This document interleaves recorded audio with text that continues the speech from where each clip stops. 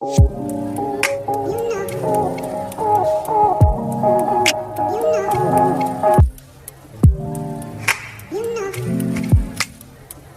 Guys, आज चाहिँ म तपाईहरुलाई चाहिँ मेरो भाउजूको गार्डनमा लाँदैछु। गार्डन भन्दा पनि के भन्छ ग्रीन हाउसमा। सो हेर्नुस् होला के छ। अन्त फर्स्टमा एन्ट्रीमा हामीले भेट्छ यो चाहिँ के हो, टमाटर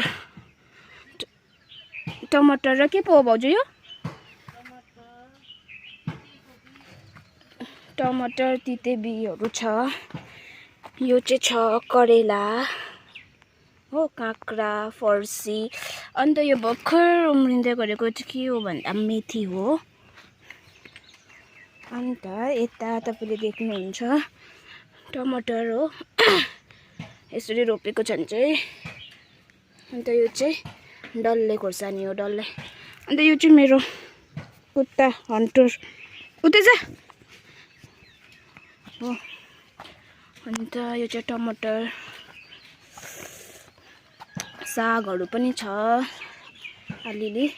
यो चाहिँ भर्खर बनाउनु भएको हैन, मुला टमाटर त लट अफ छ। यो पनि टमाटर हो।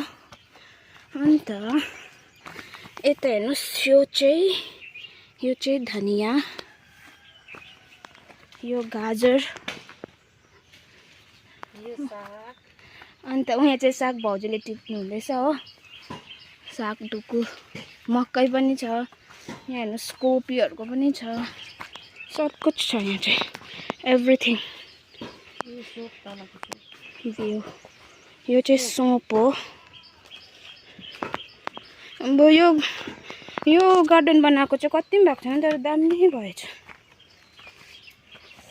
अन्त यो चाहिँ हन्टर छ। यो पनि भिजिट गर्दैछ भाउजूको गार्डन। यो चाहिँ हाम्रो हो। यो चाहिँ हाम्रो बारी, हाम्रोमा चाहिँ केही रोपेको छैन। यो चाहिँ सिमी, कोपीहरू चाहिँ सबै सकिसक्यो हैन। ए अप्ठ्यारो भयो। म चाहिँ करेला रोप्न आएको। यो चाहिँ उयो त के पो, मुला, फुलाङ्गे मुला रहेछ सबै हो। यहाँ आमाले कुनि के छर्नु भएको छ। यो गाजर भयो। हाम्रो प्याजहरू पनि सबै कुकुरले नाचेर, केराको बोट हैन, प्याज। अन्त यहाँ पनि छ, यो केराको बोट हो। ग्राइन्डर सबै असिनाले बर्बाद पार्यो। अन्त यहाँ चाहिँ मैले अस्ति धनिया छरेको, तर यहाँ मेथी छरेको थिएँ। यो चाहिँ मैले मेथी छरेको हैन गाइस। मेथी चाहिँ आउँदै रहेछ हो अलिअलि। धनिया पनि अस्ति छरेको, झन् धनिया चाहिँ आएको छैन रहेछ, यो त्यत्तिकै छ। सो अब म चाहिँ करेला रोप्छु। आमा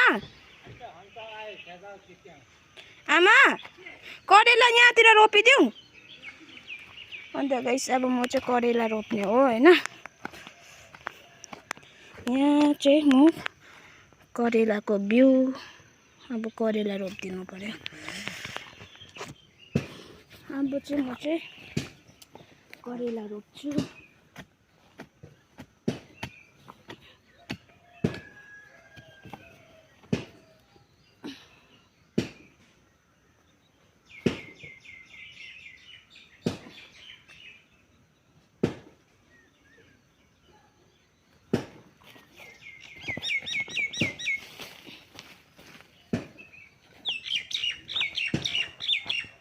लगाएर करेला रोप्ने हो।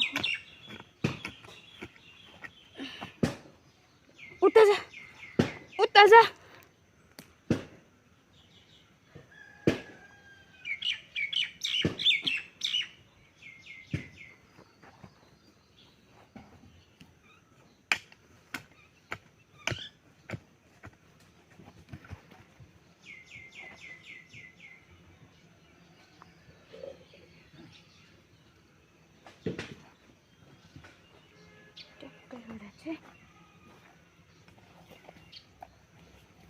यहाँ रोपिदिन्छु।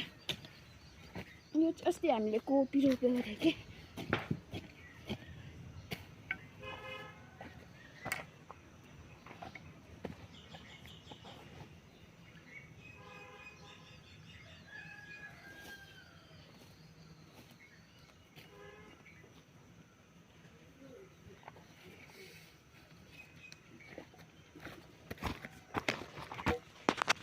गाइस मैले चाहिँ करेला पनि रोपिसकेँ हो। एउटा दुईटा तीनटा चारटा। अब चाहिँ